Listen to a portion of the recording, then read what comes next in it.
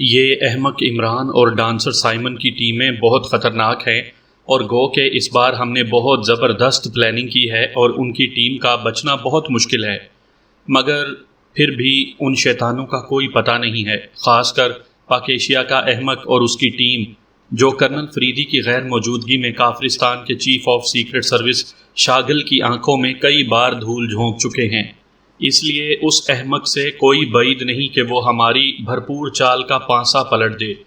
Major Sargon نے اپنے ساتھ بیٹھی ہوئی رینا مونڈارے سے کہا، جو بڑے غور سے اپنے کمپیوٹر پر ایک پروگرام دیکھ رہی تھی۔ یہ بھی ایک خیمہ تھا جس کے گرد باڑ لگی ہوئی تھی، اور یہ خیمہ سائبیرین کے علاقے سے زیادہ دور نہیں تھا۔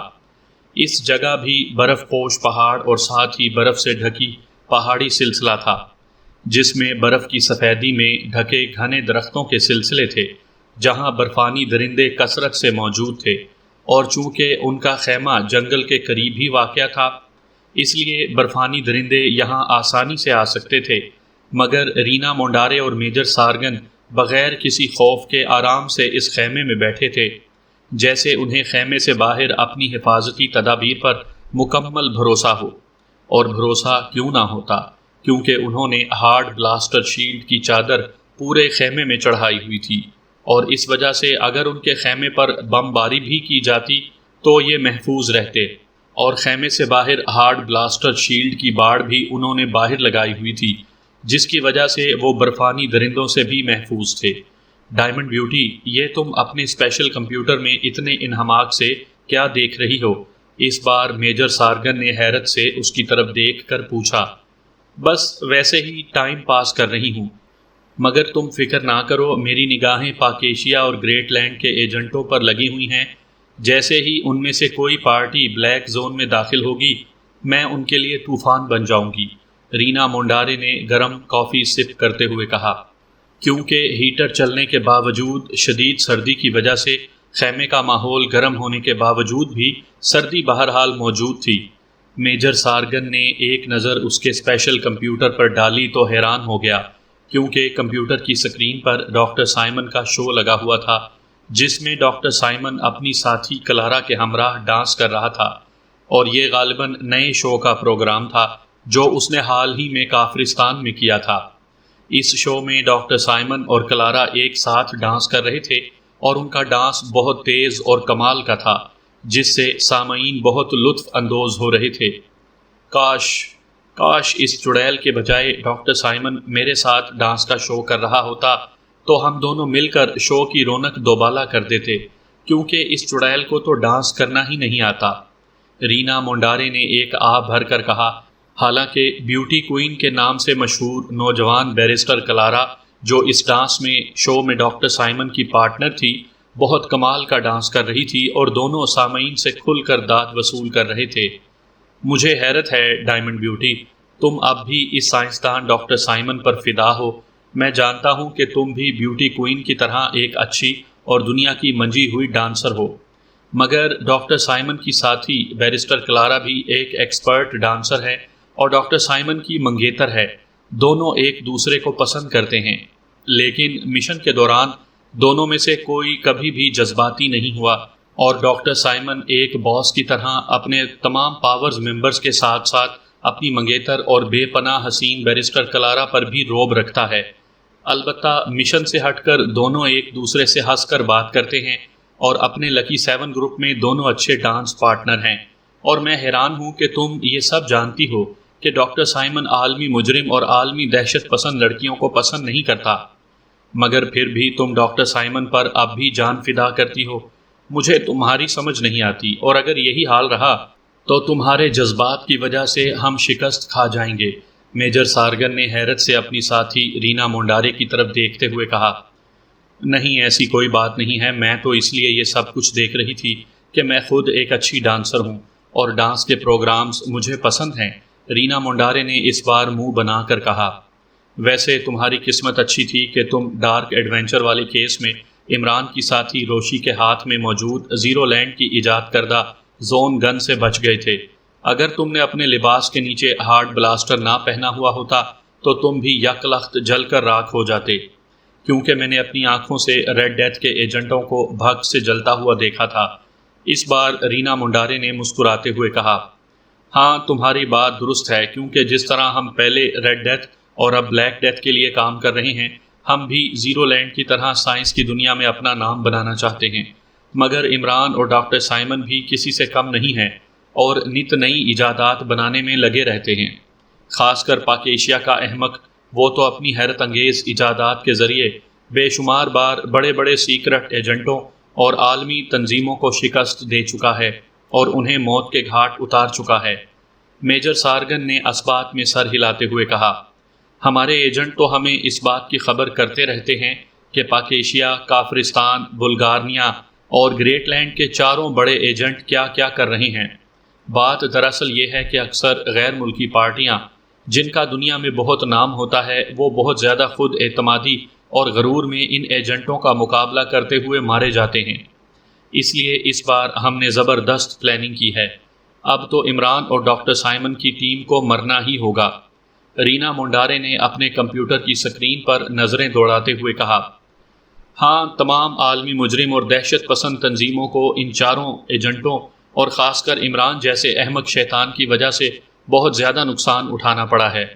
میجر سارگن نے بھی کافی کا گھونٹ لیتے ہوئے اقرار میں سر ہلاتے ہوئے کہا، اس لیے تو زیرو لینڈ والے کرنل فریدی اور خاص کر عمران جیسے احمق سے کروڑوں ڈالرز کا نقصان اٹھانے کے باوجود آج بھی انہیں زیرو لینڈ کا وفادار بنانے کے لیے کوشش میں لگے ہوئے ہیں، کیونکہ یہ حقیقت ہے کہ عمران اور فریدی جیسے ایجنٹ زیرو لینڈ سے مل گئے تو اب تک زیرو لینڈ نے جو کروڑوں ڈالرز کا نقصان اٹھایا ہے وہ بھی چند دنوں میں پورا ہو جائے گا، اور اس کے علاوہ زیرو لینڈ بہت کم وقت میں دنیا کا سب سے بڑا سائنسی مرکز بن جائے گا اور اسے اربوں کا فائدہ ہوگا۔ اور اگر ایسا ہو گیا تو زیرو لینڈ کی دونوں بڑی ناگنیں تھیریسیا اور نانوتا وہ تو خوشی سے نہال ہو جائیں گی، کیونکہ ان کی دلی خواہش پوری ہو جائے گی۔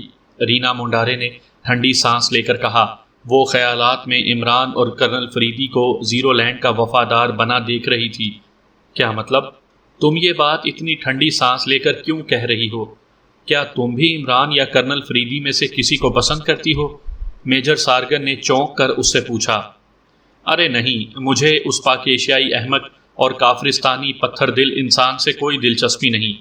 کاش گریٹ لینڈ کا ڈاکٹر سائمن بلیک ڈیتھ کا وفادار بن جائے تو میں اور ڈاکٹر سائمن دنیا میں ڈانس کے علاوہ انقلابی ایجادات کے ذریعے انقلاب برپا کر سکتے ہیں۔ رینا منڈارے کے دل میں پھر خیال آیا تو اس نے آہستہ سے آہ بھری، واہ ڈائمنڈ بیوٹی واہ، ہم نے کر لیا خاتمہ گریٹ لینڈ کے سیکرٹ ایجنٹوں کا۔ مجھے معلوم ہوا ہے کہ ڈارک ایڈونچر والے کیس میں تم نے صرف ڈاکٹر سائمن کی زندگی بچانے کی خاطر تاریک جنگلوں میں جب تمام پارٹیاں قید ہو چکی تھیں اور پاک ایشیا کا پراسرار چیف X2 اچانک ان کی مدد کے لیے اپنے ساتھ جوزف اور روشی کو لے آیا تھا، اس وقت تم وہاں سے فرار ہو گئی تھیں، ورنہ تمہارے پاس پورا موقع تھا کہ تم ماسٹر باغ کے مرنے کے بعد ہیڈ کوارٹر کو اڑا دو، مگر تم نے اس ڈانسر کی زندگی کی خاطر تمام ایجنٹوں کو بخش دیا، کیونکہ ہیڈ کوارٹر تباہ ہونے سے تمام کافرستانی، پاک ایشیائی اور گریٹ لینڈ کے ایجنٹوں کے ساتھ ساتھ ڈاکٹر سائمن بھی فنا ہو جاتا، مگر تمہاری جذباتی بے وقوفی نے تمام سیکرٹ ایجنٹوں کو مرنے سے بچا لیا، اور ایسا موقع ہر بار نہیں ملا کرتا۔ اور اب بھی تم ڈاکٹر سائمن کے لیے ٹھنڈی سانسیں لے رہی ہو، حالانکہ جس طرح عمران اور کرنل فریدی جو کہ کبھی بھی زیرو لینڈ کے وفادار نہیں بن سکتے، اسی طرح ڈاکٹر سائمن بھی اپنے ملک گریٹ لینڈ کو چھوڑ کر زیرو لینڈ یا بلیک ڈیتھ کا وفادار نہیں بن سکتا۔ اس لیے اب تم اس ڈانسر کے چکر سے نکل ہی آؤ، کیونکہ وہ ڈانسر تمہارا گلا تو گھونٹ سکتا ہے مگر تمہارا ساتھی کبھی نہیں بن سکتا۔ میجر سارگن نے ڈاکٹر سائمن کے لیے رینا منڈارے کی جذباتی حالت دیکھ کر بیزاری سے کہا اور منہ بنا لیا، نہیں میں تو ویسے ہی مذاق کر رہی تھی، تم درست کہتے ہو، اور اب مجھے اپنی تنظیم بلیک ڈیتھ کا ہی وفادار پاؤ گے۔ مجھے اس ڈانسر کے لیے اتنا جذباتی واقعی نہیں ہونا چاہیے۔ اس بار رینا منڈارے ہنکارا بھر کر مضبوط لہجے میں بولی۔ اس سے پہلے کہ میجر سارگن رینا منڈارے کی بات پر کوئی جواب دیتا، ٹیبل پر پڑے ہوئے کمپیوٹر کی سکرین پر ایک منظر دکھائی دینے لگا جس میں دو جیپیں برفانی علاقے میں تیزی سے آگے جا رہی تھیں، جیسے ان دونوں گاڑیوں کا اسٹیئرنگ کسی مشتاق ڈرائیور کے ہاتھوں میں ہو۔ کیونکہ سڑک پر برف ہونے کی وجہ سے پھسلن تھی اور گاڑیاں الٹ بھی سکتی تھیں، مگر دونوں گاڑیاں متواتر آگے کی طرف رواں دواں تھیں۔ اس منظر کو دیکھ کر دونوں چونک گئے اور اب غور سے اس منظر کو دیکھنے لگے۔ میجر سارگن، جلدی فوکس کرو یہ منظر، تاکہ ہم دیکھ سکیں کہ اس گاڑی میں کون سفر کر رہا ہے۔ رینا منڈارے نے اس بار جذبات کی دنیا سے نکل کر تیز لہجے میں کہا تو میجر سارگن بھی تیزی سے کمپیوٹر سکرین پر نصب بٹنوں میں سے ایک سبز رنگ کے بٹن کو پریس کر دیا تو سکرین پر منظر واضح ہونا شروع ہو گیا۔ اب انہوں نے دیکھا کہ دونوں گاڑیوں میں عمران اور اس کی ٹیم کے ممبران بیٹھے ہوئے تھے اور 8 ممبران 4-4 کے گروپ میں دونوں جیپوں میں بیٹھے ہوئے تھے اور انہیں اب سکرین پر واضح طور پر دیکھا جا سکتا تھا۔ ارے یہ کیا، یہ احمق کی ٹیم میں روزی راسکل کہاں سے آ گئی؟ حالانکہ اس کا عمران اور سیکرٹ سروس والوں سے کوئی تعلق نہیں۔ میجر سارگن نے حیرت سے اگلی گاڑی کا منظر بڑا کرتے ہوئے کہا، دراصل اس غسیلی اور احمق لڑکی کا پاکیشیا میں اپنا کلب ہے اور احمق کے شاگرد خاص ٹائیگر کو پسند کرتی ہے، کیونکہ ٹائیگر بھی اپنے استاد کی طرح عورت ذات کے معاملے میں کورا ہے۔ اس لیے یہ ٹائیگر کے ساتھ چند مہموں میں کام بھی کر چکی ہے، اس لیے عمران نے اس بار اسے اپنے ساتھ شامل کر لیا ہے، رینا منڈارے نے کہا تو میجر سارگن نے سر ہلا دیا۔ اگلی گاڑی میں ایکریمیا کی انڈر ورلڈ کا سابقہ لڑاکا کنگ ماسٹر عرف لو ماسٹر یعنی رابرٹ ٹائیگر کے ہمراہ بیٹھا ہے، اور یہ تو اب کام سے گئے کیونکہ یہ جس راستے سے جا رہے ہیں آگے ریڈ سینٹر ہے، جہاں ہم نے خلا کے اوپر سڑک بنائی ہے، اور میں ایک ہی جھٹکے سے ان گاڑیوں کو گہرائیوں میں پھینکنے لگی ہوں۔ اب لو ماسٹر اور اس کے ساتھی برفانی جہنم میں جا کر ہی رومانس کریں گے، رینا منڈارے نے اس بار ہنستے ہوئے کہا اور اپنی جگہ سے اٹھی اور خیمے میں ایک جگہ جا کر فرش پر ایک جگہ مخصوص انداز میں ہاتھ پھیرا تو یک لخت فرش پر خلا نمودار ہو گیا۔ رینا منڈارے نے میجر سارگن کو اپنے ساتھ آنے کا اشارہ کیا۔ اس خلا میں سیڑھیاں نیچے جا رہی تھیں کیونکہ انڈر گراؤنڈ تہہ خانہ تھا۔ میجر سارگن نے بڑی سکرین پر آویزہ بٹن پریس کیا تو سکرین پر اس جگہ کی لوکیشن اور جگہ کا نام آ گیا کہ یہ گاڑیاں کہاں سے گزر رہی ہیں اور ریڈ سینٹر سے کتنی دور ہیں۔ ارے یہ تو ریڈ سینٹر کے قریب پہنچنے ہی والے ہیں، میجر سارگن نے سکرین پر نظر جماتے ہوئے کہا اور تیزی سے آگے بڑھا اور خلا میں موجود سیڑھیوں پر قدم رکھ دیے اور تیزی سے نیچے اترنے لگا۔ اندر تہہ خانے میں جدید مشینوں اور کمپیوٹر سکرینوں کا جال بچھا ہوا تھا، جہاں بے شمار افراد ان مشینوں پر کام کر رہے تھے۔ وہ ان کی طرف دیکھ کر انہیں ادب سے سلام کرتے اور اپنے کام میں مگن ہو جاتے۔ یہ سب بلیک ڈیتھ کے لیے کام کرنے والے سائنسدان اور ان کے معاون تھے۔ حیرت انگیز طور پر خیمے کے اندر لیبارٹری بہت بڑی تھی اور یہاں ہر طرف کام ہو رہا تھا، مگر ابھی بلیک ڈیتھ اور زیرو لینڈ اور ڈاکٹر ایکس کے ونڈر لینڈ سے بہت پیچھے تھا، کیونکہ وہاں بے شمار روبوٹ بھی کسی انسان کی طرح ہی دنیا سے اغوا کیے گئے اور چند اپنی مرضی سے زیرو لینڈ میں آئے ہوئے سائنسدانوں کے ہمراہ کام سنبھالے ہوئے تھے، اور ڈاکٹر ایکس کے پاس تو صرف روبوٹ ہی کام کرتے تھے جن کی میموری میں ڈاکٹر ایکس نے ڈیٹا فکس کیا تھا۔ میجر سارگن اور رینا منڈارے بڑی شان سے اکڑ کر ان کے سلاموں کا جواب دیتے ہوئے تیزی سے آگے بڑھ رہے تھے اور اب ایک کمرے کے نزدیک پہنچ گئے جو کہ بند تھا۔ رینا منڈارے نے یہاں بھی اس کمرے کی دیوار پر ایک جگہ مخصوص طریقے سے ہاتھ پھیرا تو کمرے کے شیشے کا دروازہ آہستہ سے کھل گیا۔ اب میجر سارگن اور رینا منڈارے اس کمرے میں داخل ہو گئے۔ ان کے کمرے میں داخل ہونے کے بعد دروازہ خود بخود بند ہو گیا۔ اس کمرے میں ایک الماری تھی۔ یہاں آ کر رینا منڈارے نے الماری کھولی تو یہاں ان دونوں کو ایک بہت بڑا سیف نظر آیا۔ اب رینا منڈارے نے اپنی پینٹ کی جیب سے ایک چابی نکالی اور سیف کے لاک میں لگا کر گھمائی تو ایک گڑگڑاہٹ سے سیف کھل گیا۔ جیسے ہی سیف کھلا ان دونوں کو دوسری طرف ایک دروازہ نظر آیا۔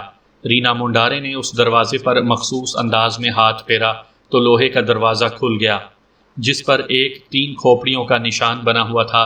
یہ نشان بلیک ڈیتھ والوں کا مخصوص نشان تھا۔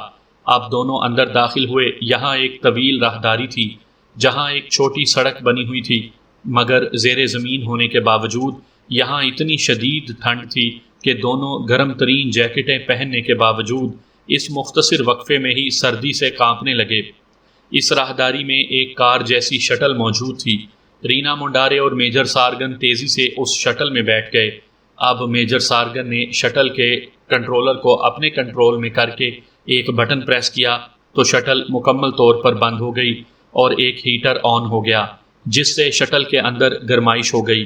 میجر سارگن اور رینا منڈارے ساتھ ساتھ بیٹھے تھے کیونکہ اس شٹل میں 2 افراد ہی ساتھ ساتھ بیٹھ سکتے تھے۔ میجر سارگن نے شٹل کو چلایا تو شٹل انتہائی تیز رفتاری سے اس چھوٹی سڑک پر بھاگنے لگی۔ تھوڑی دیر میں اس زیر زمین راہداری کا اختتام ہو گیا تو رینا منڈارے اور میجر سارگن تیزی سے نیچے اترے، اور اس راہداری کے آخر میں بھی ایک کمرہ تھا جو ان کے ہیڈ کوارٹر کا دوسرا حصہ تھا۔ یہاں بھی رینا منڈارے نے دیوار پر ایک جگہ مخصوص انداز میں ہاتھ پھیرا تو شرر کی آواز کے ساتھ ایک دروازہ کھل گیا اور اس کے اندر سیڑھیاں تھیں جو اوپر کی طرف جا رہی تھیں۔ دونوں تیزی سے اندر داخل ہو گئے۔ ان کے اندر داخل ہوتے ہی دروازہ خود بخود بند ہو گیا۔ چونکہ سیڑھیوں پر روشنی بدستور موجود تھی، اس لیے دونوں تیزی سے اوپر چڑھنے لگے۔ اب آگے جا کر سیڑھیوں کا اختتام ہو گیا اور انہیں کمرے کی چھت نظر آنے لگی۔ تو یہاں میجر سارگن نے ایک جگہ 3 بار مخصوص طریقے سے دیوار پر انگوٹھا پریس کیا تو یہاں ایک بار پھر خلا نمودار ہو گیا، اور اس کے ساتھ ہی سیڑھیاں بھی خود ہی اوپر ہو گئیں تو دونوں اوپر آ گئے، جہاں ایک شاندار کمرہ بنا ہوا تھا۔ دراصل یہ بھی ایک خیمہ تھا، اور اس دوسرے خیمے میں آتے ہوئے انہیں 5 منٹ سے 7 منٹ ہی لگے تھے۔ ان کے اوپر آتے ہی خلا ایک بار پھر بند ہو چکا تھا۔ اس خیمے کا ماحول بھی شاندار ہونے کے ساتھ ساتھ گرم بھی تھا۔ حالانکہ خیمے سے باہر ہارڈ بلاسٹر کی باڑ لگی ہوئی تھی، مگر باہر شدید ترین سردی تھی، جس کا تجربہ انہیں زیر زمین راہداری میں ہو چکا تھا۔ مگر کمرے میں TPX کا جدید ہیٹر آٹومیٹک انداز میں مسلسل جل رہا تھا، جس سے کمرے کا ماحول گرم تھا۔ رینا منڈارے نے خیمے میں وسطی ٹیبل پر موجود کمپیوٹر کے ساتھ لگے ہوئے بٹنوں میں سے سبز رنگ کا بٹن پریس کیا تو انہیں عمران کی ٹیم کی دونوں جیپیں نظر آ رہی تھیں جو مسلسل آگے آ رہی تھیں۔ دراصل انہوں نے بڑی تیزی سے سائبیرین کے علاقے میں اپنے ہیڈ کوارٹر بنائے تھے اور اپنے ایجنٹوں کو ان ہیڈ کوارٹرز پر کام پر لگا دیا تھا جہاں ان کے ایجنٹ اور سائنسدان کام پر لگے ہوئے تھے۔ چونکہ ان کے ہیڈ کوارٹر کے 4 حصے تھے، 2 حصوں پر رینا منڈارے اور میجر سارگن کا کنٹرول تھا اور 2 حصوں پر زونڈاری اور جیفرڈ سلاکا کا کنٹرول تھا، اور دونوں پارٹیاں اپنے باس ماسٹر اسکاٹا کی نظروں میں سرخرو ہونے کے لیے زور لگا رہے تھے اور نیوکلیئر پاور لیبارٹری کے قریب پہنچنے والے سیکرٹ ایجنٹوں کو مارنا چاہتے تھے۔ اور انہیں معلوم تھا کہ کرنل فریدی اور پرمود تو صامالیہ کی مہم میں مصروف ہیں، اور البتہ انہیں یقین تھا کہ عمران اور ڈاکٹر سائمن کی ٹیمیں یہاں کا رخ ضرور کریں گی۔ اس لیے انہیں دنیا کے دیگر سیکرٹ ایجنٹوں اور پارٹیوں سے کوئی فکر نہیں تھی، مگر ان دونوں سیکرٹ ایجنٹوں اور ان کے ساتھیوں سے پلاننگ کرنے کے باوجود اب بھی ڈر ضرور تھا، کیونکہ کئی بار یہ دونوں پارٹیاں اور خاص کر عمران کی پارٹی یقینی موت کے منہ میں پھنسنے کے باوجود زندہ بچ نکلے تھے۔ ہاں، اب آئے گا مزہ جب میں انہیں کھائی میں گراؤں گی، رینا منڈارے نے خوشی سے اچھلتے ہوئے کہا۔ ہاں، احمق پاکیشیا والوں نے بہت جی لیا اس دنیا میں، اب عبرتناک موت ہی ان کا مقدر ہے، میجر سارگن نے بھی کہا لگاتے ہوئے کہا، جیسے ان سب کی عبرتناک موت کا یقینی انتظام کر لیا ہو۔ دونوں کی نظریں اس سکرین پر لگی ہوئی تھیں۔ بس اب یہ ریڈ سینٹر کے قریب پہنچنے ہی والے ہیں اور ان سب کے دن پورے ہونے والے ہیں۔ بڑا بنتا ہے قابل سیکرٹ ایجنٹ اور قابل سائنسدان، لیکن ہم اس احمق کی ساری تدبیریں ناکام کر دیں گے، دونوں نے غرور سے کہا لگاتے ہوئے کہا، اور ان کی نظریں ماسٹر کمپیوٹر پر تھیں۔ جیسے ہی موڑ آیا، میجر سارگن نے ماسٹر کمپیوٹر پر ایک سیاہ رنگ کا بٹن پریس کیا تو یک لخت برف کی سڑک پر ایک خلا نمودار ہو گیا، اور چونکہ رابرٹ گاڑی تیز رفتاری سے چلا رہا تھا، اس لیے اس کے پاس بریک لگانے کا کوئی ٹائم نہیں تھا۔ یک لخت گاڑی کنٹرول سے باہر ہو کر خلا کی عمیق گہرائیوں میں گرتی چلی گئی تو رینا منڈارے اور میجر سارگن کے منہ سے خوشی سے زوردار کہے نکلنے لگے۔ ارے یہ کیا، یہ احمق والی جیپ کیوں رک گئی ہے؟ دونوں کے منہ سے کہے اس طرح رکے جیسے چلتی گاڑی کو بریک لگتی ہے۔ اس احمق کی گاڑی کیوں اس کھائی میں نہیں گری؟ رینا منڈارے نے ٹیبل پر غصے سے مکہ مارتے ہوئے جھنجھلا کر کہا۔ مگر اب یہ احمق اور اس کی پوری ٹیم ہی موت کے منہ میں جائے گی، اور انہیں بھیانک موت مرنے سے کوئی نہیں روک سکتا۔ میجر سارگن نے غصے سے سکرین کی طرف دیکھ کر کہا، عمران اور اس کی تینوں ساتھی غمگین نگاہوں سے اپنے ساتھیوں کی گاڑی کو تیزی سے ٹارچ کی روشنی میں ڈھونڈ رہے تھے جہاں ان کے 4 ساتھی موت کی کھائی میں گرے تھے۔ میجر سارگن نے ماسٹر کمپیوٹر کا سرخ رنگ کا بٹن پریس کیا تو یک لخت کھائی کا وہ حصہ جہاں عمران کے 4 ساتھی گاڑی سمیت گرے تھے اور اب عمران، تنویر، کیپٹن شکیل اور جولیا کے ہمراہ کھائی میں جھانک رہا تھا، بری طرح تباہ ہو گیا تھا اور برف سے اٹی چٹانیں بم بلاسٹ ہونے سے اڑ گئی تھیں۔ ہا ہا ہا، آخر کار ہم نے دنیا کے سب سے بڑے شاطر انسان کا خاتمہ کر دیا جو ہمارے لیے درد سر بنا ہوا تھا۔ رینا مونڈارے اور میجر سارگن کے منہ سے خوشی کے عالم میں کہے گونج اٹھے، کیونکہ بم بلاسٹ ہوتے ہی ہر طرف برف کے گولے اڑ رہے تھے جس میں انہیں عمران اور اس کے ساتھی نظر نہیں آ رہے تھے، کیونکہ انہوں نے ان سب کو بھیانک موت کے منہ میں دھکیل دیا تھا، شاید ہمیشہ ہمیشہ کے لیے۔